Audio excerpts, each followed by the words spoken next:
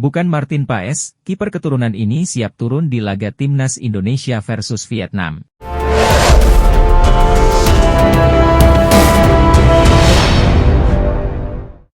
Bukan Martin Paes, kiper keturunan Cyrus Margono siap turun di laga Timnas Indonesia versus Timnas Vietnam di lanjutan kualifikasi Piala Dunia 2026 zona Asia pada 21 dan 26 Maret 2024. Menurut Cyrus Margono, ia selangkah lagi mendapatkan paspor Indonesia, sesuatu yang pernah disandangnya. Menurut staf ahli Kemenpora, Hamdan Hamedan, Cyrus Margono tidak menjalani proses naturalisasi layaknya Jordi Amat dan kawan-kawan.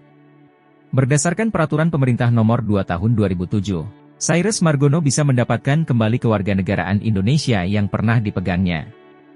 Sekadar diketahui, peraturan di atas mengatur tata cara memperoleh kehilangan, pembatalan, dan memperoleh kembali kewarganegaraan Republik Indonesia.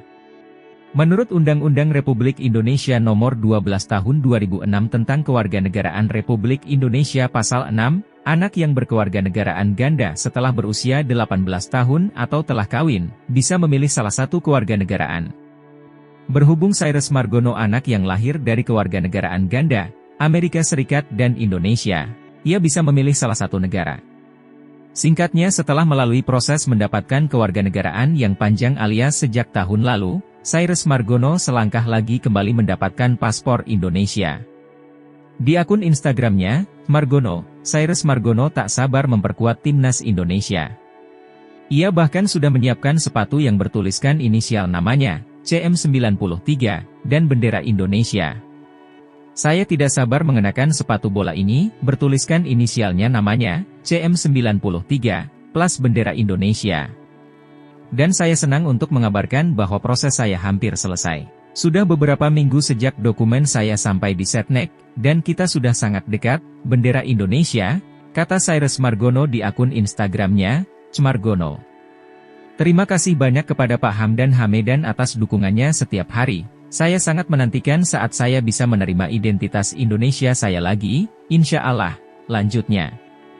Jika Cyrus Margono bisa mendapatkan paspor Indonesia awal bulan ini, kiper Panathinaikos B ini berpeluang membela Timnas Indonesia kontra Vietnam. Dengan tinggi badannya yang mencapai 190 cm, keberadaan Cyrus Margono sangat dibutuhkan Timnas Indonesia. Musim ini, Cyrus Margono telah turun 8 kali bersama Panathinaikos B yang mentas di Liga 2 Yunani 2023 hingga 2024. Berikut ini respon PSSI terhadap keinginan salah satu pemain yang ingin membela Timnas Indonesia. Adapun pemain yang dimaksud adalah Samuel Daniel Rots, penyerang FC Twente yang bermain untuk Eredivisie Belanda.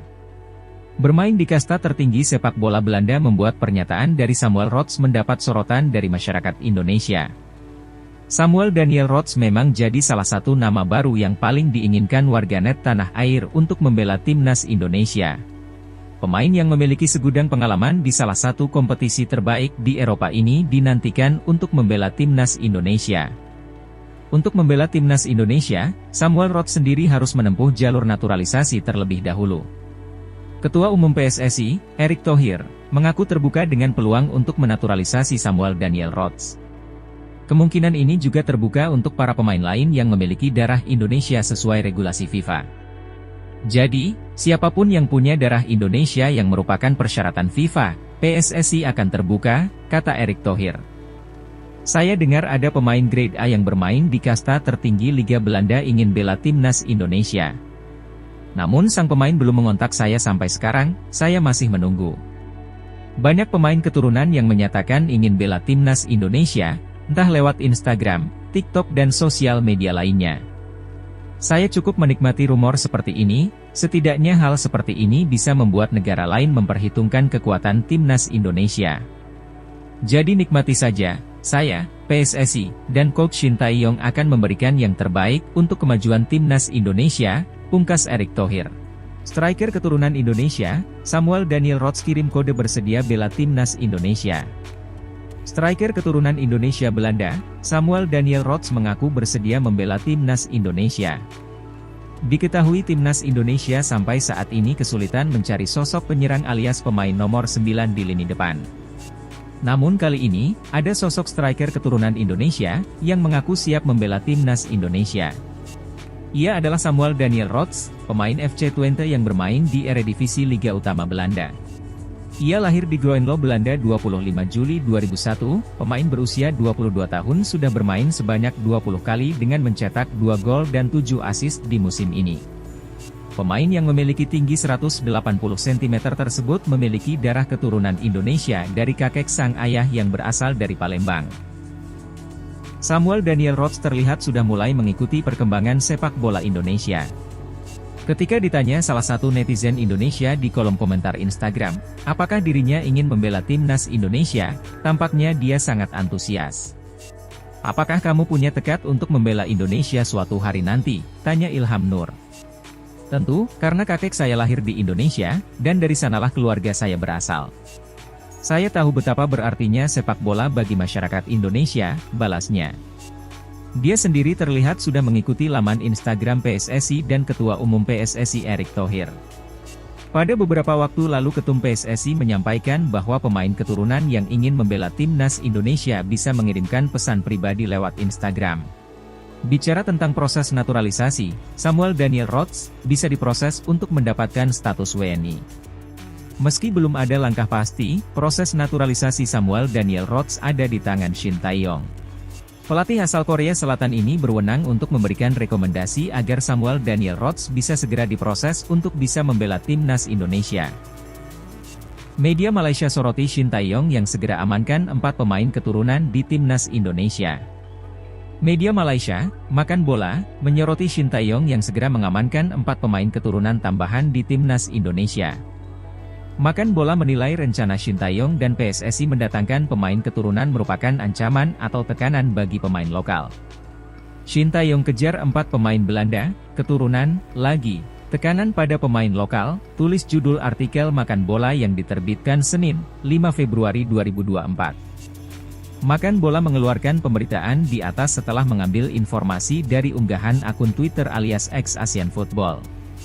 Akun tersebut menyebut PSSI sedang aktif mencari 4 lagi pemain keturunan Indonesia kelahiran Belanda untuk memperkuat skuad racikan Shin Tae-yong. Sebanyak 4 keturunan yang dimaksud adalah Ragnar Oratmangoen, pemain sayap Fortune Sittard, Nathan Choeon, bek kiri Heerenveen, Tom Haye, gelandang Heerenveen, dan Martin Paes, kiper FC Dallas. Keempatnya memiliki darah Indonesia dari keluarganya masing-masing. Keempatnya juga telah dikonfirmasi PSSI akan dinaturalisasi menjadi warga negara Indonesia, WNI. Jika semua proses naturalisasi berhasil dirampungkan, maka para pemain lokal Indonesia akan merasakan tekanan untuk memperebutkan tempat di skuad Garuda. Bek-bek yang dulunya langganan timnas Indonesia seperti Fahrudin Arianto dan Alveandra Dewangga tak lagi dipanggil Shin Tae-yong karena kalah saing dengan pemain-pemain keturunan seperti Jordi Amat, Elkan Bagot dan Justin Hubner.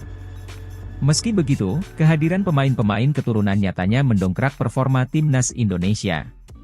Berkat bantuan mereka, sapaan akrab Shin Tae-yong, berhasil membawa timnas Indonesia mencatatkan sejarah baru yakni lolos ke babak 16 besar Piala Asia 2023. Terlepas dari pemain keturunan yang ada, Shin Tae-yong memastikan setia kepada timnas Indonesia hingga kontraknya berakhir pada 30 Juni 2024.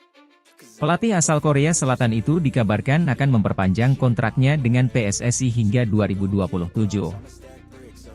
Shin Tae-yong sebut Indonesia jangan hanya fokus ke AFF, begini kata ST.